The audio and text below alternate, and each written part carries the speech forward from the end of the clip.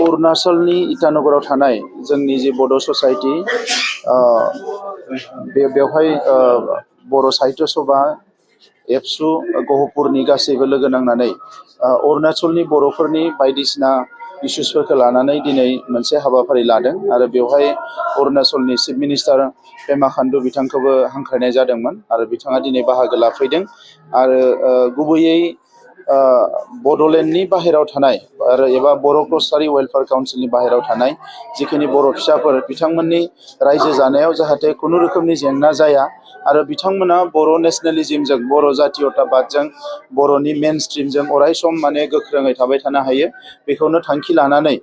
बे प्रग्रामाव आंबो बाहागो लाफैदों आरो दिनैनि उनाव आङो सानो जे अरुणाचलनि बर' फिसाफोरनि जायखिजाया जेंना जायोब्ला बिथाङा CMआ जेरैबायदि खोथा होलांदों बेबायदिनो बिथाङा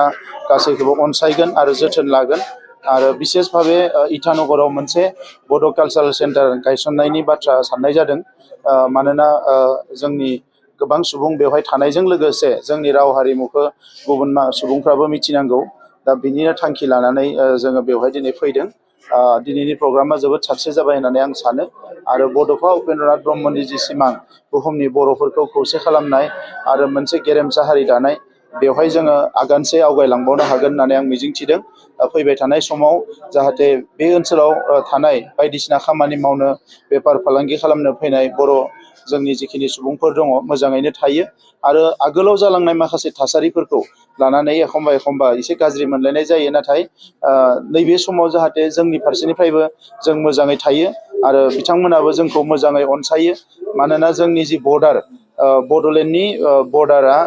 गहपुर सिमलागुरिसिम फैनाय लोगो लोगोनो गोलाव मोनसे एरिया जोङो अरुणाचल आरो बड'लेण्ड जोङो बे ओनसोलाव जोङो थागोन दा बे हिसाबै बिथांमोनजों मोजां सोमोन्दो लाखिनानै बिथांमोननिफ्राय नांगौ समाव मदद लानाय बायदिसिनाफोरखौ जों अराय सम जों लानो हानांगोन आरो बेखौनो आङो थांखि लादों आरो दिनैनि प्रग्रामाव बाहागो लानाय अरुणाचलनि दाब दाब जायगानिफ्राय फैनाय आरो खाथिनि जोंहा बिश्वनाथ जिल्लानि गहपुर आरो गुबुन गुबुन जायगानिफ्राय फैनाय बयबो रायजो राजाखौ आङो साबायखर बावदों। गोजोनथाव खौरां बाजाज बाइक सालायनो मोजां मोनग्राफोरनि थाखाय गोजोनथाव खौरां दावहारु अट' एजेन्सिया बाजाज बाइक सालायनो मोजां मोनग्रा रायजो राजाफोरनो होगासिनो दं इन्डिपेन्डेन्ट डेनि थाखाय ल' डाउन पेमेन्ट आरो इजि एक्सचेन्ज अफार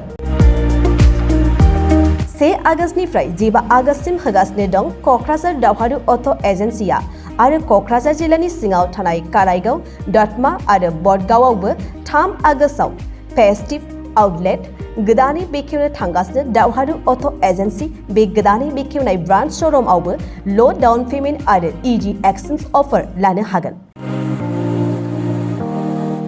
बाइक सालायनायाव हमनो थाखाय हेलमेट बेसेन लायालासे बाइगिरिया मोननो हागोन आरो सीट कभार्स बेनि अनगायैबो जाय फाइनेन्स लागोन बिथाङा खम डाउन पेमेन्ट होनानै लानो हागोन।